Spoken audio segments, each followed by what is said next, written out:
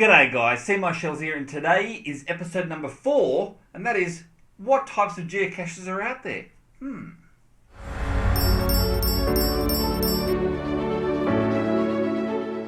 G'day guys, today's to learn about what types of geocaches are actually out there in the wild. Now, in episode number 2, and thanks very much for your comment, Mammy Soy writes, as a basic member, you cannot find difficulty or terrain ratings above a 2.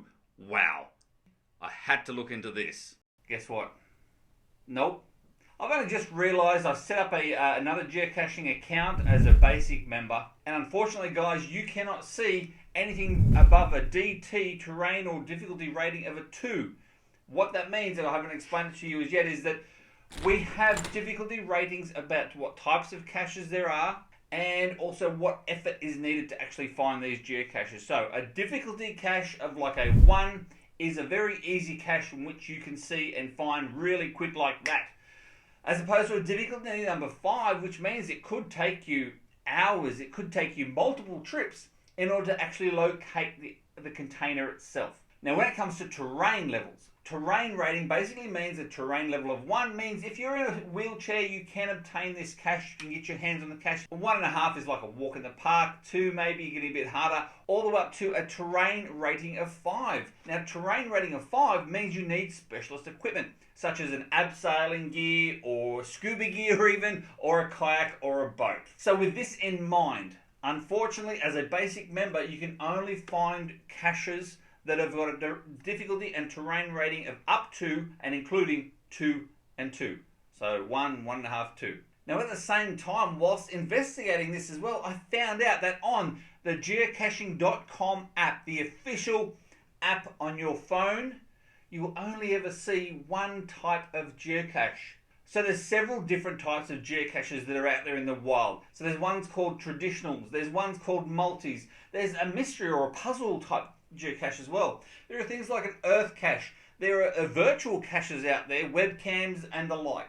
Plenty and a multitude of different types. Now, unfortunately, as a basic member with the basic app, you can only find traditional geocaches that are levels 2, 2. So after further research again, on the actual official website, on a PC or a Mac, you can see traditional geocaches, you can see multi-geocaches, you can see puzzle geocaches, you can even see what they call earth caches as well. And you can see all the different terrain rating types.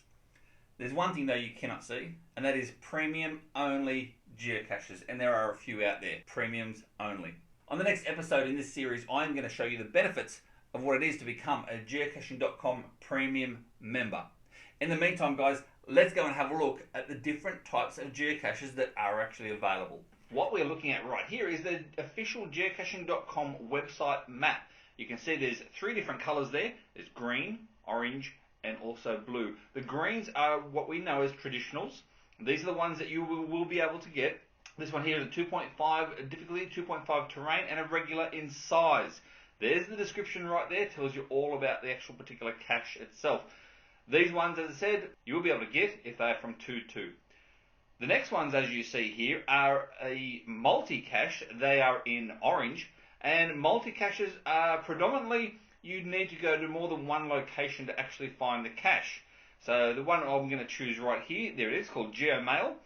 Geomail, it has a total, if we have a look in a sec, well, typically 2.5 and a 1.5 terrain, regular size. It has, as you can see, 10 waypoints in total. You have to visit all 10 waypoints in order to get the information in which you need to find the final. And also with this one here, it looks like it's got a padlock, so you'll have to open up the padlock with a pin code as well. This one looks pretty cool actually. And then the other one we have is the blue geocaches. Blue are also known as mystery or other type of geocaches. This one here is a 2.52 and a regular size. Now, why is it a mystery? Why is it a puzzle cache? Well, as you can see there, the cache is not at the listed coordinates. To find GZ, you must solve the puzzle. It gives you some numbers and some colors, a nice little box. Wow, I wonder how you do this one. Interesting. We're only just scratching the surface here when it comes to geocaching. What I really want to know in the comments below is what type of geocache is your particular favourite one. In the meantime, don't forget to watch the other videos, subscribe, do the thumbs up, do the bell, all that sort of stuff. I've got much more filming to do. As to see my shells. I'm over and out. I had so many bloopers.